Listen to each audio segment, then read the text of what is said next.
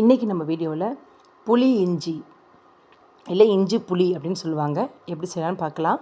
ரொம்பவே உடம்புக்கு ஆரோக்கியமானது.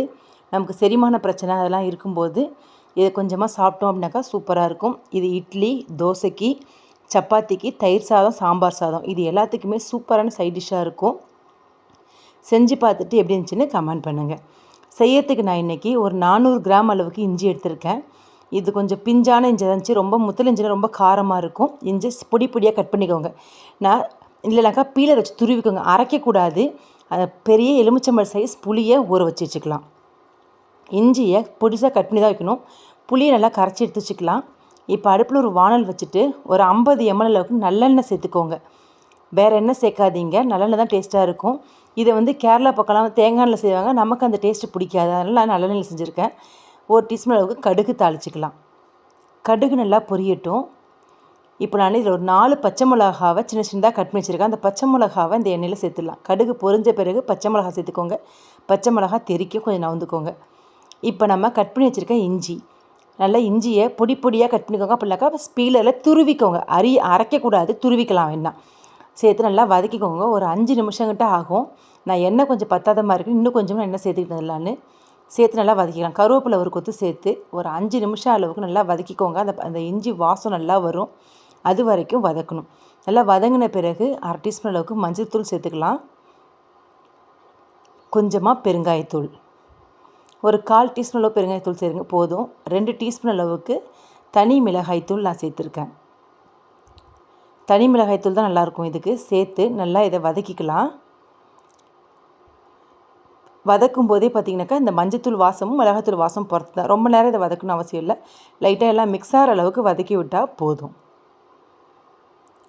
இப்போயே பாருங்கள், அந்த எண்ணெயில் தனித்தனியாக வருது. இதில் நல்லா வதக்கிட்டு இப்போ இதில் நம்ம கரைச்சி வச்சுருக்க புளியை சேர்த்துடலாம். புளியை சேர்த்து நல்லா மிக்ஸ் பண்ணி விடுங்க. நல்லா மிக்ஸ் பண்ணி விட்டுட்டு இதுக்கு தேவையான அளவுக்கு உப்பு சேர்த்துக்குங்க.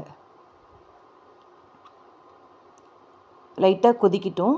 லேசாக கொதிக்க ஆரம்பிக்குது. இப்போ ரொம்ப தேவையான அளவுக்கு கல் உப்பு தான் நான் சேர்த்துருக்கேன் இன்றைக்கி. நீங்கள் சால்ட் வேணாலும் சேர்த்துக்கலாம், உங்கள் விருப்பம். கல் உப்பு சேர்க்கும்போது எப்போவுமே ரொம்ப நாள் கெட்டு போகாமல் இருக்கும்.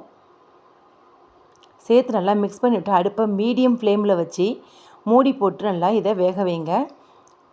15 நிமிஷங்கிட்ட இது நல்லா திரும்ப திரும்ப மீடியம் ஃப்ளேமில் நல்லா கெட்டியாகிற அளவுக்கு வைங்கள்னாக்கா.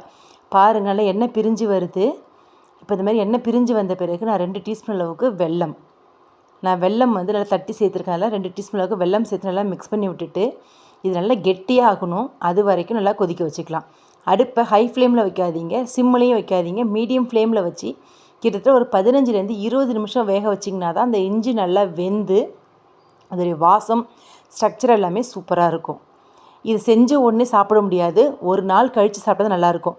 நல்லா கெட்டியாகிடுச்சு பாருங்கள், இன்னும் கொஞ்சம் கெட்டியாகணும். இப்போ அப்படி கரண்டியில் எடுத்து காமிக்கிறேன், அப்போ அந்தளவுக்கு கெட்டியாக இருந்தால் போதும்.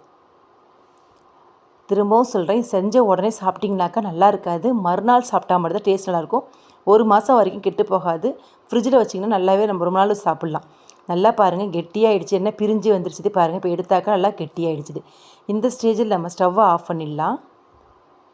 ஸ்டவ்வை ஆஃப் பண்ணி நல்லா ஆற வச்சுட்டு அதுக்கப்புறம் ஒரு கிளாஸ் கண்டெய்னரில் போட்டு வச்சுட்டாக்கா சூப்பராக ஸ்டோர் ஆகிடும். இந்த மாதிரி ஒரு கரண்டி பாட்டிலில் போட்டு நல்லா மூடி நல்லா ஆறின பிறகு போட்டு வச்சுட்டாக்கா நம்மளோட சூப்பரான புளி இஞ்சி ரெடி. செஞ்சு பார்த்துட்டு எப்படி இருந்துச்சுன்னு கமெண்ட் பண்ணுங்கள். சேனலுக்கு சப்ஸ்கிரைப் பண்ணுங்கள்.